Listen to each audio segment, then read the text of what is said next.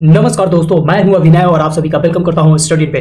दोस्तों, रूस और चाइना यानी कि रसिया और चाइना यहां पे मिलके भारत को फंसा दिया है। मतलब अगर आप देखें करंट में जो जियोपॉलिटिकल सिनारियो है मिडिल ईस्ट का, इसी कंटेक्स्ट में अगर देखा जाए तो चाइना और रसिया मिलके ये चाहते हैं कि भारत क्या करे, इजराइल के साथ दुश्मनी कर ले, वो सारी चीजें करे यहाँ पे जो रसिया और चाइना करवाना चाहते हैं भारत से। और ये एक तरीके से प्रेशर है इंडिया के ऊपर। और बिकॉज ऑफ एससीओ, आपको पता होना चाहिए, संघाई कोऑपरेशन ऑर्गेनाइजेशन का मेंबर है इंडिया, और पाकिस्तान भी अनफॉर्चुनेटली इसका मेंबर है। दोस्तों, आपको यहाँ पे समझना होगा कि जो एससीओ है वो कितना इंपॉर्टेंट है इंडिया के लिए, और जो इजराइल है और जो ईरान है वो कितना इंपॉर्टेंट है इंडिया के लिए।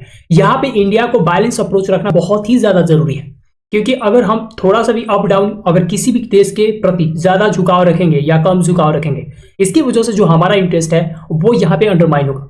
एक बात यहाँ पे मैं और भी क्लियर करना चाहता हूं कि कोई भी देश हो, जब भी किसी भी देश पे आक्रमण करता है तो इंडिया के स्टेटमेंट से कुछ फर्क तो नहीं पड़ता। मतलब ये वॉर जो होता है वो रुकने वाला है नहीं। आपको पता होना चाहिए, जो इजराइल जो है वो फाइट कर रहा है ईरान के साथ बिकॉज ऑफ यूएसए। कोई अगर देश इस वॉर को रोक सकता है तो वो है अमेरिका।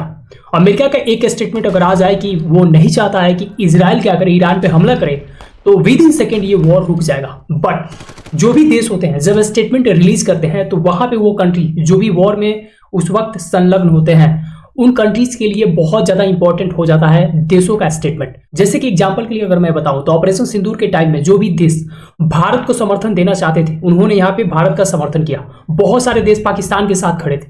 तो इससे हमने ये पता लगाया कि कौन ऐसे देश है जो हमारे क्या है, मतलब कि हमारे फ्रेंड्स हैं, और कौन ऐसे जो देश हैं जो हमारे इनेमी के साथ है।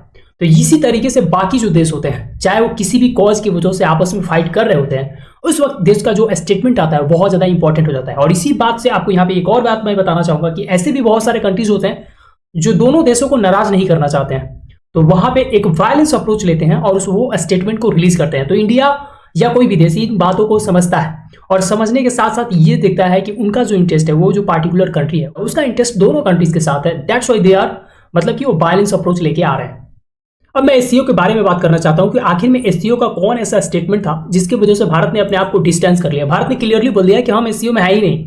मतलब यह है कि जब ये डिसीजन बनाया गया था चाइना के द्वारा, रसिया के द्वारा, तो इन्होंने हमसे कुछ पूछा ही नहीं। ऊपर में जो लिखा हुआ है कि express serious concern over the escalating Iran Israel tensions and strongly condemn the military strike carried out by Israel. ये जो ऊपर का स्टेटमेंट है ये बहुत ही ज्यादा फॉर्मल है, कोई भी कंट्री यहाँ पे बोल सकता है। बट चीजें तब बदल जाती हैं जब आप नीचे आते हो।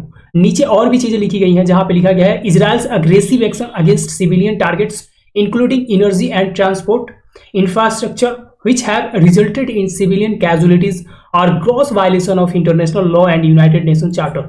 दो कंट्री, चाइना और रसिया, जो पहले से इंटरनेशनल रिलेशन का वाट लगा रखा है, वो ये स्टेटमेंट रिलीज करता है और भारत को फोर्स करता है कि you are also party with us. तो ये एक तरीके से देखा जाए तो इंडिया पे ये स्टेटमेंट थोप दिया गया था, क्योंकि हर कंट्री जो होता है इंटरनेशनल लेवल पर अगर आप देखो तो हर कंट्री अपना अपना इंटरेस्ट सर्व कर रहा है। यहाँ पे चाइना अपना इंटरेस्ट सर्व कर रहा है, रसिया अपना इंटरेस्ट सर्व कर रहा है। उसी तरीके से भारत को भी ये हक है कि अपना इंटरेस्ट क्या करे, यहाँ पे सर्व करे। वैसे अगर मैं थोड़ा सा आपको एससीओ के बारे में बताऊं तो अभी करंट में अगर आप देखें तो 9 मेंबर है एससीओ का। एससीओ का शुरुआत तो किया गया था ताकि जो नेबरिंग कंट्रीज है, खास करके चाइना के साथ जो भी नेबरिंग कंट्री है, उनका बॉर्डर डिस्प्यूट रहा है। तो बॉर्डर डिस्प्यूट के कारण क्या करते थे, ये बार बार मिलते थे चाइना के साथ।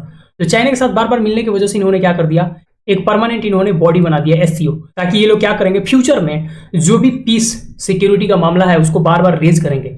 हर साल ये लोग मिलेंगे और पीस सिक्योरिटी को मेंटेन करेंगे इन द रीजन। और सबसे खतरनाक बात क्या है एससीओ का, मैं बताना चाहता हूं कि इसमें ना एक बहुत अच्छा डिपार्टमेंट है रैट्स।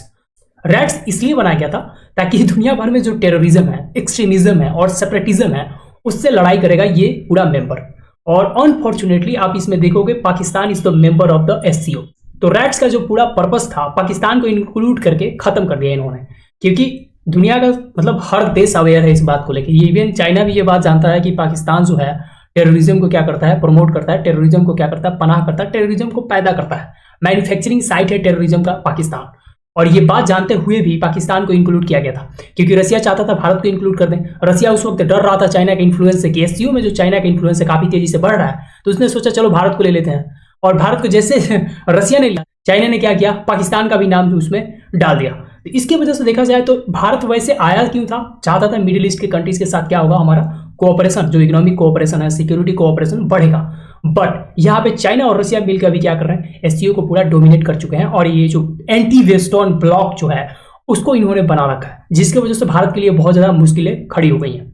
अब मैं आपको बताना चाहता हूं इजराइल और ईरान में। तो सबसे पहले आपको पता होना चाहिए ईरान के साथ हम लोग बहुत ज्यादा तेल खरीदते थे, लेकिन डोनाल्ड ट्रंप ने क्या कर दिया, डोनाल्ड ट्रंप ने उस पर बहुत ज्यादा टैरिफ लगा दिया। टैरिफ इन द सेंस कि जो कंट्रीज ईरान के साथ ऑयल खरीदेगा उस पर हम क्या करेंगे, सैंक्शन लगा देंगे। तो इंडिया ने बहुत कम तेल खरीदना शुरू कर दिया, कहां से, ईरान से। और आज के दिन में एक बहुत बड़ा जो हमारा प्रोजेक्ट है, जो छबार पोर्ट है हमारा, वो बन रहा है वहां पे, और इस पोर्ट की वजह से बहुत ज्यादा इंपॉर्टेंट है, क्योंकि अगर हम पाकिस्तान को बाईपास करके मिडिल ईस्ट से संबंध रखना चाहते हैं, अफगानिस्तान से व्यापार करना चाहते हैं, तो हमें ये जो पोर्ट है बहुत ही ज्यादा इंपॉर्टेंट है। लेकिन डोनाल्ड ट्रंप की वजह से ये चीजें बिल्कुल रुकी हुई है, क्योंकि ईरान के साथ जब तक उनका डील पक्का नहीं होगा, ये जो न्यूक्लियर का पूरा लफड़ा है, तब तक इंडिया को यहाँ पे ग्रीन सिग्नल नहीं मिलने वाला है। और आप बोलोगे कि फिर अमेरिका का भारत क्यों सुनता है, तो अमेरिका के साथ हमारा जो ट्रेड है वो बहुत ज्यादा इंपॉर्टेंट है, और जिस पे ज्यादा ट्रेड, मतलब जहां से भी तुम्हारा ट्रेड सरप्लस होता है, जहां पे भी ट्रेड बेच के तुम कमा के फायदा करते हो, वहां का दो चार कंडीशन तुम्हें मानना पड़ता है। तो इसी की वजह से भारत क्या करता है, इन चीजों को मानता है। ये इंटरनेशनल लेवल पे भी है और इंडिविजुअल लेवल पे भी काम करता है।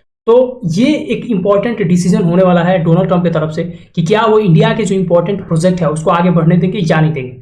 उसके बाद बात करें इजराइल का, तो इजराइल भी बहुत ज्यादा इंपॉर्टेंट है। आपको पता होना चाहिए कि लेटेस्ट टेक्नोलॉजी डिफेंस से रिलेटेड हो या कृषि से रिलेटेड हो, आज के दिन में हम इजराइल पे रिलाई करते हैं। इजराइल बहुत ही बेस्ट फ्रेंड ऑफ इंडिया है, ऑल वेदर कह लो कि इंडिया का फ्रेंड रहा है, हमेशा इजराइल साथ दिया है, चाहे आप जो भी बोलो, इजराइल ने हमेशा भारत का साथ दिया है। तो ये सब दुनिया का हर कंट्री जानता है, there is no doubt about it.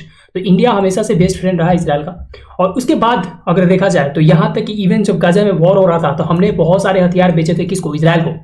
तो ये वॉर में भी हमने क्या किया था, तो यहाँ पे इजराइल को मदद किया था। बट दिस टाइम जितना इंपॉर्टेंट इजराइल है उतना ही इंपॉर्टेंट यहाँ पे क्या हो गया, ईरान भी हो गया एक तरीके से, क्योंकि हमारा जो स्ट्रेटेजिक जो एक सिक्योरिटी, ट्रेड और ये इन्फ्लुएंस कह लो मिडिल ईस्ट में, ये जो इंपॉर्टेंस है, इसकी वजह से हम क्या करते हैं, ईरान से हम अच्छा संबंध चाहते हैं। आने वाले समय में देखना ये होगा कि भारत इन सारे इश्यूज को कैसे टैकल करेगा, और यही रीजन था जिसकी वजह से भारत ने यहाँ पे क्या किया। और जैसे ही ये अटैक हुआ था उस वक्त जो हमारे एस जयशंकर थे उन्होंने बात किया था अपने काउंटर पार्ट ईरान वाले से, उसके बाद पीएम मोदी ने बात किया था किससे, इजराइल से। तो इससे आपको पता चल गया हेड ऑफ स्टेट बात किया था किससे, इजराइल से, क्योंकि ईरान आपको पता है ऑपरेशन सिंदूर में क्या किया था, आपको अगर याद है तो आप देख सकते हो। तो यहाँ पे चाइना चाहता था कि ऐसा हो, बट हुआ नहीं, because India is more cautious. India चाहता है कि हमारा जो रिलेशन है वेस्ट के साथ खराब नहीं होना चाहिए। तो अगर इंडिया यहाँ पे कंडेम कर भी दिया तो डोनाल्ड ट्रंप यहाँ पे छोड़ेंगे नहीं भारत को। भारत को नहीं छोड़ने का मतलब यह है कि जो हमारा ट्रेड है उसको यहाँ पे हर्ट कर सकते हैं, एंड ये एक तरीके से कह सकते हैं कि कमजोरी है इंडिया का कि हमारा जो ट्रेड सरप्लस है उनके साथ, तो हम ज्यादा उनको बेच के कमाते हैं। आने वाले समय में इंडिया इस पे भी काम कर रहा है, बहुत सारे देशों के साथ हम फ्री ट्रेड एग्रीमेंट को साइन कर रहे हैं।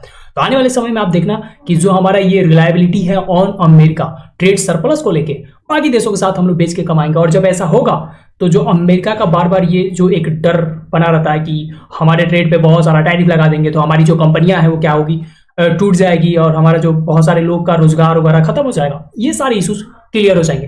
बाकी आपका क्या थॉट है कमेंट में हमें जरूर बताइए, और अगर आप इस चैनल पर नए हैं तो चैनल को सब्सक्राइब कीजिए, अपने दोस्तों के साथ शेयर कीजिए। तो मिलता है फिर नेक्स्ट वीडियो में किसी नए टॉपिक के साथ, तब तक के लिए अपना ख्याल रखिए।